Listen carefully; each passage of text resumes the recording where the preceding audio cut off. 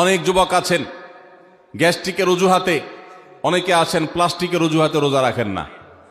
কারো গ্যাস্ট্রিক, কারো প্লাস্টিক। সামান্য একটু রোজা রাখতে যে যুবক পারে না, সে নিজেকে মুসলিম দাবি করে কোন মুখে? মাত্র 12-14 ঘন্টা যে না খেয়ে থাকার মতো চ্যালেঞ্জ নিতে পারে না, সে আবার কিসের মুসলমান দাবি করে নিজেকে? এই জন্য ভাইরা সবাই রোজা রাখবো তো ইনশাআল্লাহ। বাসা বাড়িতে বাচ্চাদেরকে কৈশোর বয়স থেকে তাদেরকে রোজা রাখতে শেখাবেন। সাহাবায়ে কেরাম আশুরার রোজা পর্যন্ত বাচ্চাদেরকে রাখাতেন এবং তাদেরকে খেলনা দিয়ে ভোলাতেন, রোজা রাখতে তাদের সাহায্য করতেন। আজ এমন এক প্রজন্ম আমরা গড়ে তুলছি, যেই প্রজন্ম শুধু ভোগ শিখেছে, ত্যাগ শিখে নাই। বাচ্চা কাচ্চাদেরকে দেখবেন মা বাপ বড় বড় মোবাইল, স্মার্টফোন তাদের হাতে তুলে দিচ্ছেন। তারা মুখ দিয়ে কোনো কথা বললেই সেটা নেওয়ার জন্য, কেনার জন্য বাপ মা অস্থির ব্যাকুল হয়ে যাচ্ছেন। তাদেরকে সংগ্রাম, ত্যাগ, চ্যালেঞ্জ নেওয়া, এগুলো তাদেরকে শেখাচ্ছেন না। মনে রাখবেন, ভোগ করতে কোনো যোগ্যতার দরকার হয় না, ত্যাগ করতে যোগ্যতার দরকার হয়। ভোগ করতে সবাই পারে, ত্যাগ করতে সবাই পারে না। এই জন্য সন্তানকে ভোগ নয়, ত্যাগ শেখাতে হবে। আল্লাহ আমাদেরকে তৌফিক দান করুন। আপনার বাচ্চা যদি রোজা রাখা শিখে, শখ করে রোজা রাখে, তাকে বাধা দিবেন না, তাকে রোজা রাখতে দিবেন। কারণ সে রোজা রাখার মধ্য দিয়ে গরিব অভাবী মানুষের কষ্ট অনুভব করবে, ফিল করবে।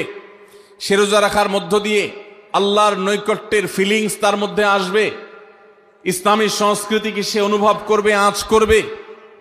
এই জন্য সন্তানকে কৈশোর বয়স থেকেই, কিশোর বয়স থেকেই তাকে রোজা রাখতে সাহায্য করবেন ইনশাআল্লাহ। ঠিক আছে না ভাই? বাচ্চাদের প্রথম হয়তো রোজা অর্ধেক রাখবে, দুপুরে ভেঙে ফেলবে, এরপর না হয় বিকাল পর্যন্ত রাখবে, এরপর না হয় সন্ধ্যা পর্যন্ত রাখবে, কিন্তু অভ্যাস তাকে গড়ে তুলতে হবে। আল্লাহ আমাদেরকে তৌফিক দান করুন। ভাইরা আমার, তাহলে রমজানের প্রধান আমলে রোজা রাখা। এই রোজা ইচ্ছাকৃত শরিয়া গ্রাহ্য ওজর ছাড়া ভাঙা জায়েজ নাই, হারাম। যদি কেউ ভাঙে অথবা না রাখে সে ফাসিক। অতএব এই রোজার চর্চা আমাদের করতে হবে। আল্লাহ আমাদের সবাইকে তৌফিক দান করুন।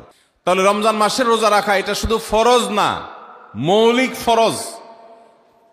নবী করিম সাল্লাল্লাহু আলাইহি সাল্লাম বলেছেন, যদি কেউ জীবনে একটি রোজাও শরিয়া গ্রাহ্য ওজর ছাড়া কেউ যদি ভঙ্গ করে, রোজা না রাখে, রমজানের পরে যদি সে সারা জীবনও রোজা রাখে, দায় মুক্ত হয়তো হয়ে যাবে। সে কাজা আদায় করেছে, কাফারা আদায় করেছে, দায় মুক্ত হয়তো হয়ে যাবে।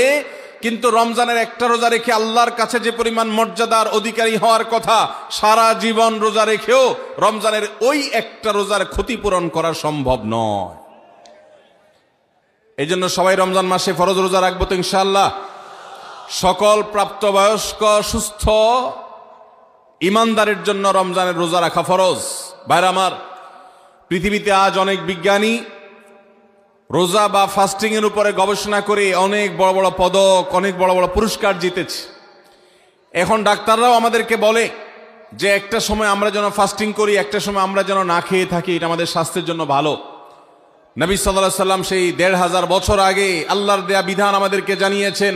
রমজানে পুরো মাস রোজা, শাবানে মুহররমে বেশি বেশি নফল রোজা, সোমবার বৃহস্পতিবার সাপ্তাহিক রোজা, চাঁদের ১৩, ১৪, ১৫ আইয়ামে বীজের মাসিক রোজা।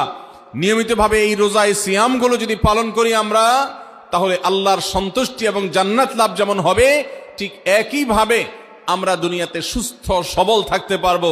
আমাদের শরীরে অতিরিক্ত যে চর্বি তৈরি হয়, বিশেষ করে আজকের বিশ্ব বাস্তবতায়, এই চর্বিগুলোকে বার্ন করার জন্য রোজার কোনো বিকল্প নাই। যদিও চর্বি বার্নের উদ্দেশ্যে রোজা রাখলে সে রোজা রোজা নয়। আমাদের উদ্দেশ্য হবে আল্লাহর সন্তুষ্টি অর্জন, পাশাপাশি পার্থিব উপকারিতা এমনি পেয়ে যাব। আল্লাহ আমাদের সবাইকে রমজান রোজা রাখার তৌফিক দান করুন। ভাইরা আমার, নবী করিম সাল্লাল্লাহু আলাইহি ওয়াসাল্লাম তিনি বলেছেন, যে ব্যক্তি রমজানে ঈমান এবং ইখলাসের সাথে আল্লাহকে খুশি করবার জন্য রমজান রোজা রাখবে, আল্লাহ তার পূর্বের সমস্ত গুনাহ মাফ করে দিবেন।